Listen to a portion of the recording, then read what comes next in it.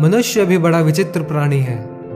अपने स्तर के नीचे के लोगों को वो हे दृष्टि से देखता है, उनका उपहास उड़ाता है, उनसे बार बार कहता है कि तुम्हारा कुछ नहीं हो सकता, तुम भविष्य में कुछ नहीं कर पाओगे।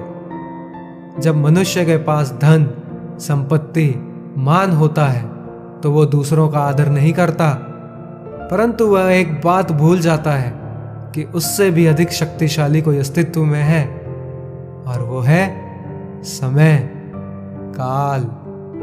काल अपना चक्र कब बदलेगा ये कोई नहीं जानता, समय अपनी करवट कब बदलेगा ये भी कोई नहीं जानता।